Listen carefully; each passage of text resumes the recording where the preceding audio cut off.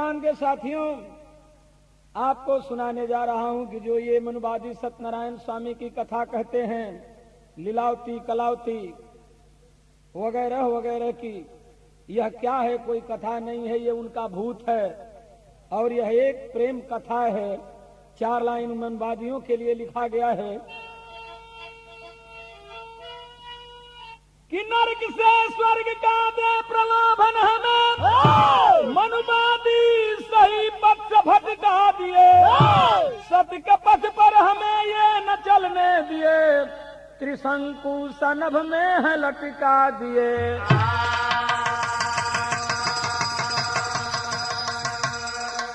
कि तीर्थ मंदिर अनेकों ये बनवाए हैं, हम पूजा करें ये पुजारी बने, सत्य के पथ पर हमें ये न चलने दिए, गम में गंगा ये बैठे अनारी बने।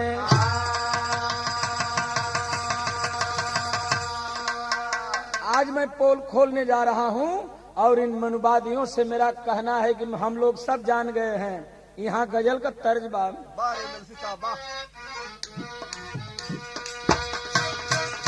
कि अरे जिंदगी में क्या रहा, जिंदगी में क्या रहा, जिंदगी में क्या रहा, अरे एहसास मर जाने के बाद,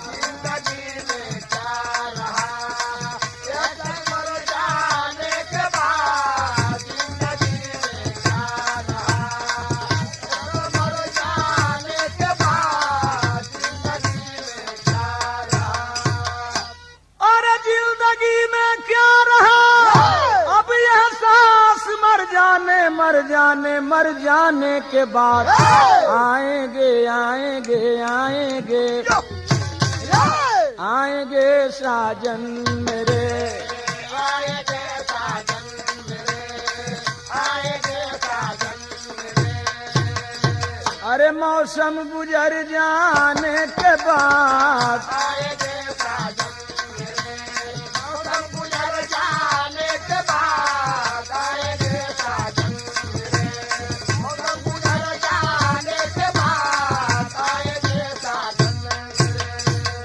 मनुवादियों, क्यों सीना तान के चलते हो?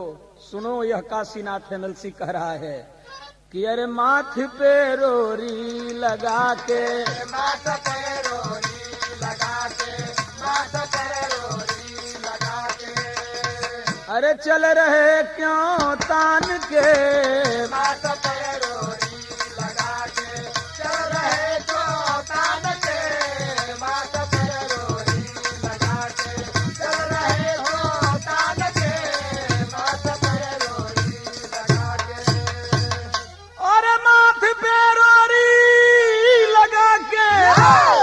चल रहे क्यों तान के, बात सब पर्दे के बाहर, बात सब पर्दे के बाहर, बात सब पर्दे के बाहर, अरे हो रही भगवान के, बात सब पर्दे के बाहर, हो रही भगवान के, बात सब पर्दे के बाहर, हो रही भगवान के, बात सब पर्दे। दोस्तों, कहना है आप लोगों के सामने, जो आडंबर हम लोगों के सामने रखे हैं बढ़ा के मास्टर,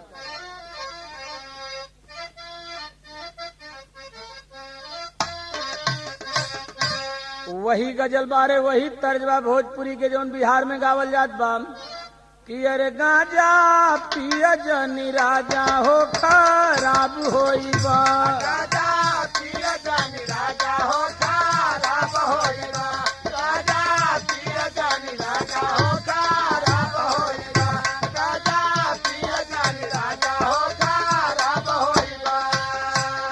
लेकिन कहना है हिंदुस्तान के हमारे साथियों, जरा एक बात का मैं जवाब पूछना चाहता हूं कि ये कहीं गोबरा के गौरी गाने से कैसे बा, कहीं गोबरा के गौरी गाने से कैसे बा, कहीं गोबरा के गौरी गाने से कैसे बा, कि अरे सोच ज्ञानी हमार, अरे पूरा देश कैसे बाप एक ही गोबरा के गौरी गणेश कैसे बाप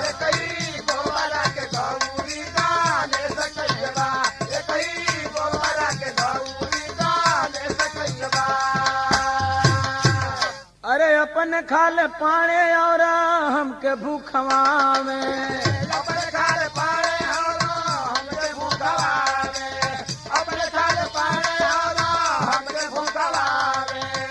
काबा सच्चाई हमारी समझ न आवे काबा सच्चाई हमारी समझ न आवे काबा सच्चाई हमारी समझ न आवे कि ऐसे और मूर्ख बनला में शेष कैसे बाप तो ऐसे और मूर्ख बनला में शेष कैसे बा ये कही गोबरा के गौरी गणेश कैसे बा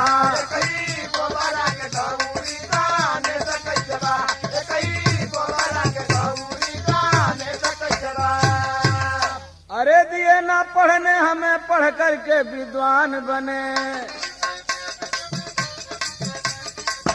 डालकर सच्चाई पर पर्दा है महान बने खोल कर पोल आज इनका हम सुनाते हैं सत्यनारायण स्वामी की कथा सुनाते हैं सतिया नाम की एक ब्राह्मण की कुमारी थी पुत्री इकलौती थी माता पिता की प्यारी थी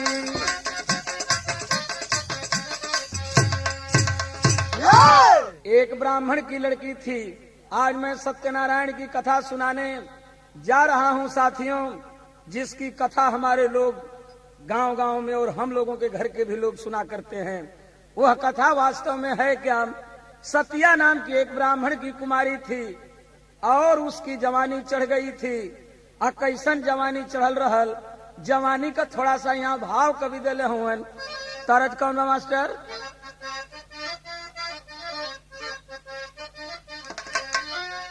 तरज उहे बा, एक 3-4 गो तरज चलल बा। एगो तो तरज उहे बा कि अरे साहेब बिना टिकुली, साहेब बिना टिकुली, सुन बालीलार हो साहेब बिना टिकुली, सुन बालीलार हो साहेब बिना टिकुली, सुन बालीलार हो साहेब बिना टिकुली। यही के कहीं कहीं निर्गुण में लोग गावेलन हीरालाल कि अरे ननद तोरी नगरी, अब ननद तोरी नगरी, टिकुली बिकार ननद तोरी नगरी, टिकुली बिकार ननद तोरी नगरी, टिकुली बिकार ननद तोरी नगरी। कहीं कहीं लोग गावेलन कि अरे पहाड़ पहाड़ में, हो पहाड़ पहाड़ में, बीतल रे दिनवा पहर पहर में, बीतल रे दिनवा पहर पहर में, बीतल रे दिनवा पहर पहर में। कि झूलन हेराइल हमारी वही सुरेंद्रा की घर में, बीतल रे दिनवा पहर पहर में, बीतल रे दिनवा पहर पहर में, बीतल रे दिनवा पहर पहर में। लेकिन सतिया जब जवान हो गई तो कवि का कहना बा कि कली का चनार रस भरल नरवा, कली का चनार रसा भरल नरवा, कली का चनार रसा भरल नरवा। अरे कुहू के कोयलिया रे रामा, तो कुहू के कोयलिया और चाह के भंवरवा, कली रसनार, कली का चनार रस भरल नरवा, कली का चनार रसा भरल नरवा, कली का चनार रसा भरल नरवा। कि सतिया के अंग अंग उमड़े जवानी, सतिया के अंग अंग उमड़े जवानी, सतिया के अंग अंग उमड़े जवानी। चाहेला पपीहरा से वतिया के पानी, चाहेला पपीहरा से वतिया के पानी, चाहेला पपीहरा से वतिया के रहल नारायण एक अरे चमार के छोकरवा अकली का चनार रस भरल नरवा।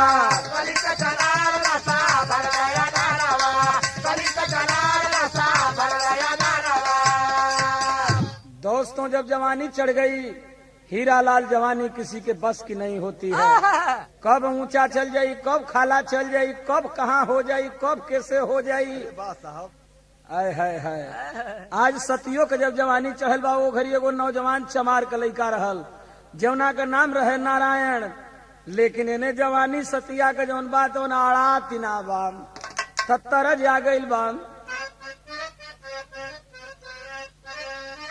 वही तर्ज बा कि दिन गिन गिनी गईली अरे हार हो पिया भाई न सपनावा।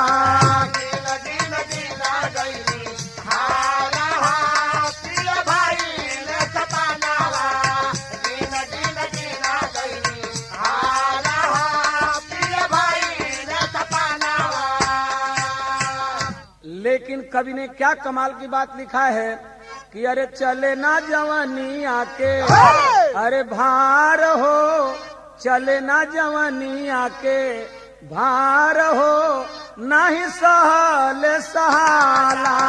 चले ना जवानी आके भार हो, नहीं सहल सहाला। चले ना जवानी आके भार हो, नहीं सहल सहाला।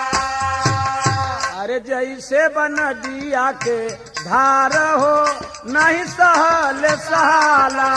जैसे बना दिया के धार हो, नहीं सहल सहाला।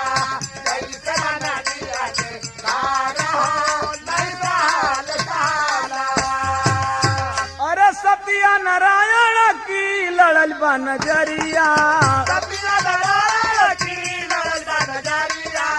कपिला दरार की लड़ल बा नजरिया। आ प्रेम के सगारवा में उठल बा लहरिया।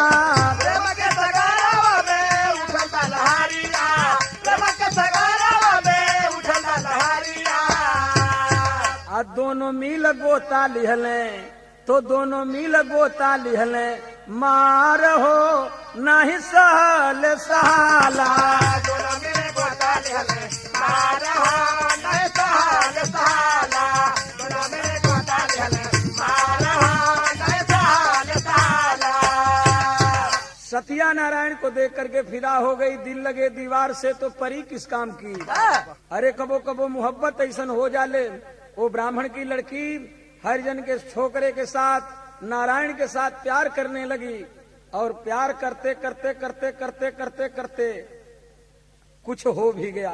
अब बात समझो आप लोग। तो यहाँ टेरी का भाव कभी नहीं दिया। अरे कहानी सत्यनारायण की कहें, कहानी सत्यनारायण की कहें, डालकर सच्चाई पर पर्दा बने हैं ज्ञानी। जब पंडित जी जान गेलन ये सतिया का प्रेम वो चमार की लइका से बाम, तब हाव बाम कि क्रोधित होकर पाणे जी सतिया की किए पिटाई है। खबर फैल गई गांव के अंदर सतिया तो हर जाई है।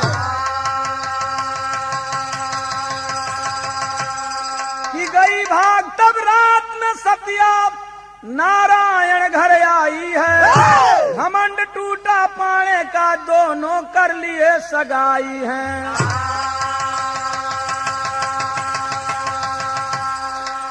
साथियों आखिर पंडित जी जब जान गए कि सतिया ऐसा काम करती है, हमारी लड़की घर में बुला करके और बड़ी मार मारे।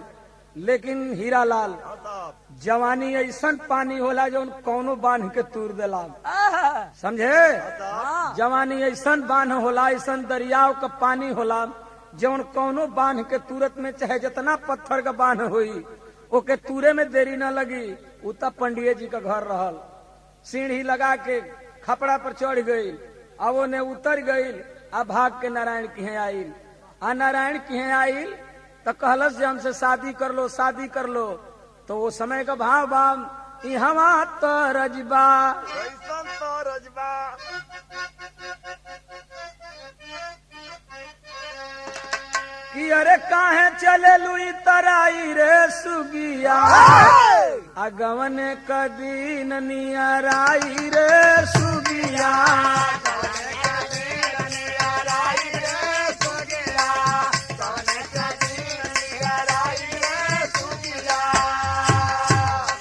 यही तर्जिया के कहीं कहीं कुल गावत हवन कि अरे काहे चलेलू ई तराई रे सुगिया काहे चलेलू ई तराई रे सुगिया तोहरो गणास अब पिटाई रे सुगिया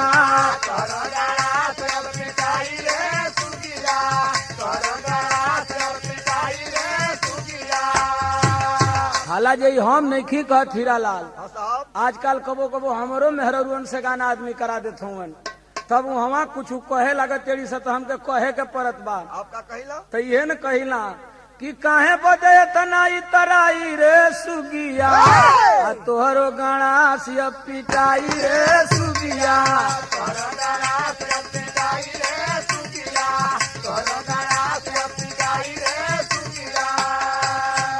लेकिन साथियों जब भाग करके नारायण के घर चली आई है भाव है कवि का कि करके नारायण से सगाई रे सतिया आ सुख से समैया बिताई रे सतिया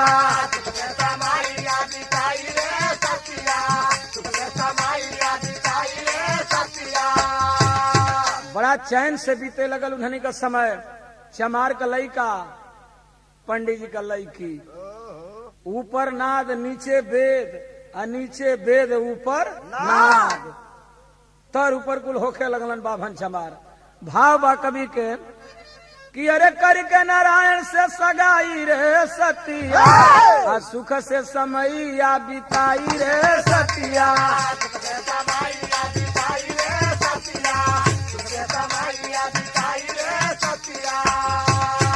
आ गरम दूधवा में पड़ी गईल बा जोरा नवा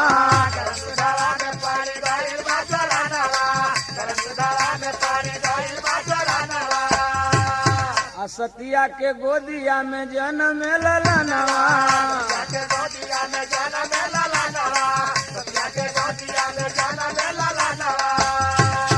अरे स्वामीनाथ नामवा धराई रे सतिया आ चुमी चुमी दूधावा पियाई रे सतिया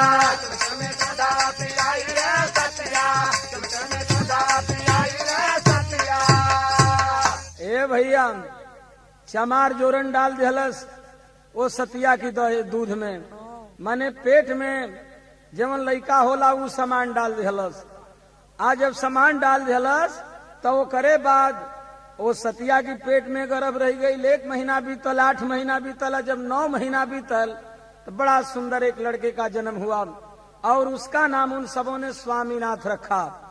स्वामीनाथ नाम का लड़का तो अब पैदा हो गया। मेरे दोस्तों वही भाव कवि का कहना है कि गरम दूधवा में पड़ी गईल बा जोरा नवा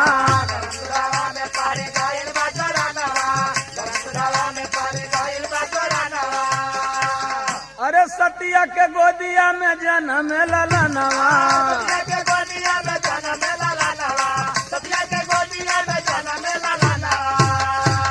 अरे स्वामीनाथ नाम धरवाई रे सतिया आ चुम चुम दूधावा पियाई रे सतिया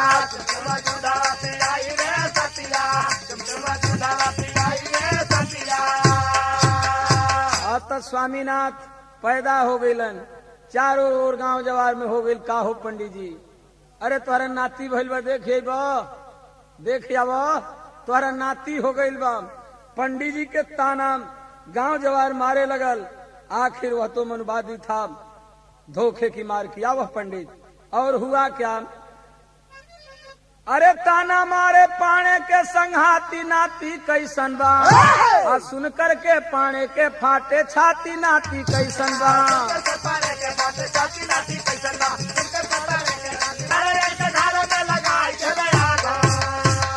अरे माई बाप संग जले जीवन का थाती नाती कैसन बा आ पाने सोचे खत्म हुए उत्पाती नाती कैसन बा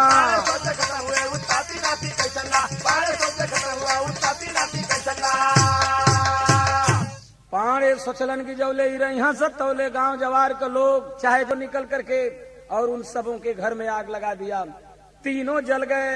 कहलन जो अब काम खत्म हो गई, लेकिन आल्हा का भाव बहुत बढ़ा के बजाओ मास्टर।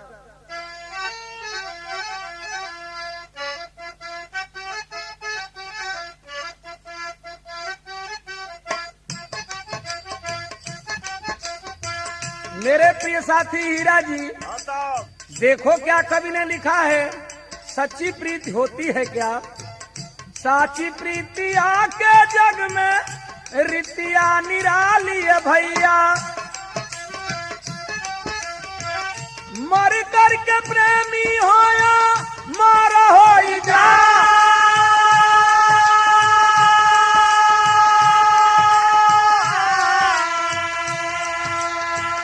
हीरा राझा और लैला मजनू की कहानियां है भैया। हीरा राझा और लैला मजनू की कहानियां है भैया। जाने नहीं दुनिया में कीर्ति गवाह।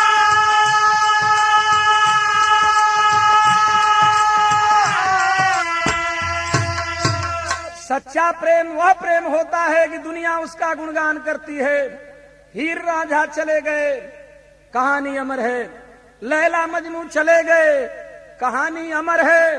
अगर तुम भी सच्ची मोहब्बत करोगे हीरालाल, चले जाओगे, कहानी अमर रहेगी। इसीलिए कवि ने बड़ा ऊंचा भाव दर्शन में दिया है। ये साची प्रीति आके जग में रीतिया निराली है भैया। मर करके प्रेमी होया मारा हो जा।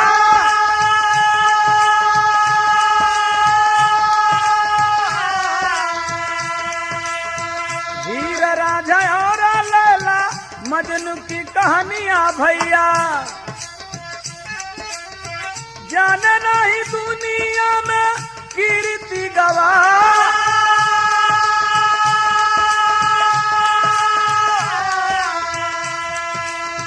सतिया नारायण भिया मार धरती पर भैया। लेकिन दिए ब्राह्मण ऊपर पर्दा लगा।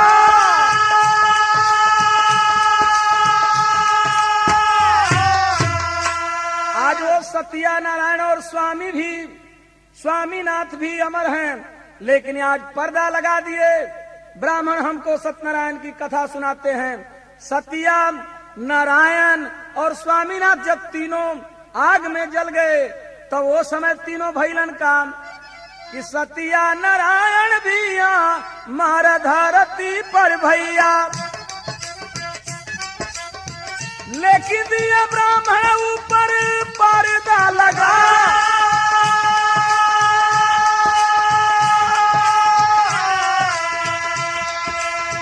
बनी के भूत तीनों जब पाने के सतावे भैया। गौआ के ब्राह्मण सभा कोढ़ी हो जा।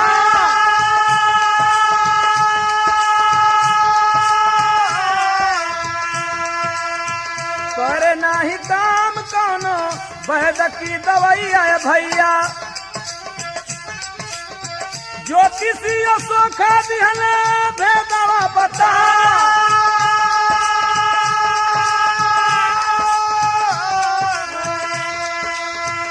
तीनों के पूजा अब कराव धरती पर भैया। नहीं तो ब्राह्मण सब जाई है वरा।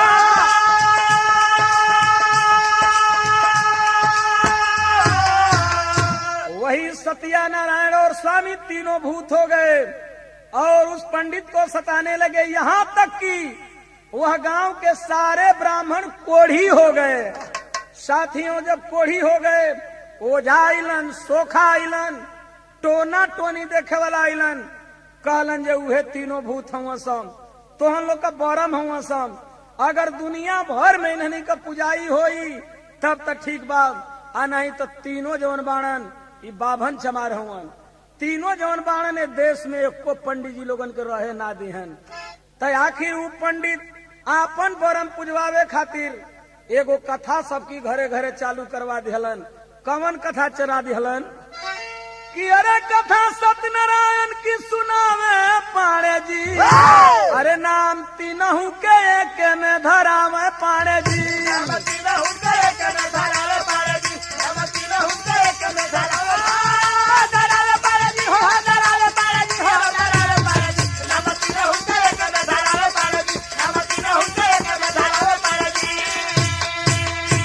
उहे सत्यनारायण स्वामी का कथा कुल लीलावती कलावती फलावती आपन कहवा करके अब पंडित हमारे और आपके घर में अपने बरम को पुजवाते हैं ताकि वो बने रहे। कहना है कि गोबरा के गौरी गणेश बनवावे, अरे अपन तो भूत सब ही से पूजवावे।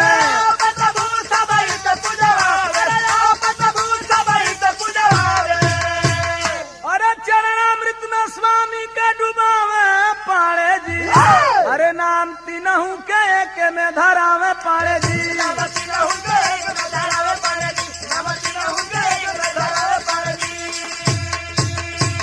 गोबर का गौरी गणेश बना के और वही में एगो साधु नाव का बनिया रहल। कथा कहेलन सत्यनारायणों के सोना चांदी दे दिहलन। हमार तोहार बाप दादा नौ मालूम को 1000 बरिस से करावत हुवन सत्यनारायण का कथा। और उ सत्यनारायण हमनी की मेहरारू के झुलनी बनवावे के एको भर सोना ना दिहलन। अरे साहब धन्य मलसी साहब, अरे तो अपन भूत हमनी से पुजवावेलन तक कहना बाटे कि अंत में कहना बाटे अब भारतवासी लोग से, अरे आपस से सजग हो जा ब्राह्मणवादी रोग से।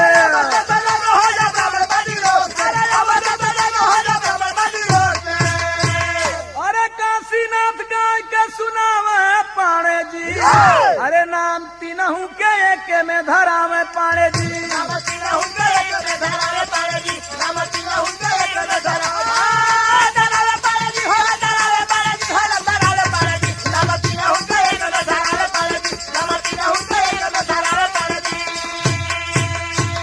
तो कुसुम पराग जद्दू देऊ गुरु भोला पूज्य हमारे, कुसुम पराग जद्दू देऊ गुरु भोला पूज्य हमारे।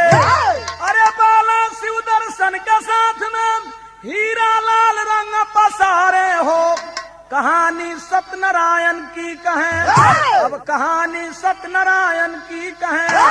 गंगाराम की रथिया के लिए भवानी, कहानी सत्यनारायण की कहें।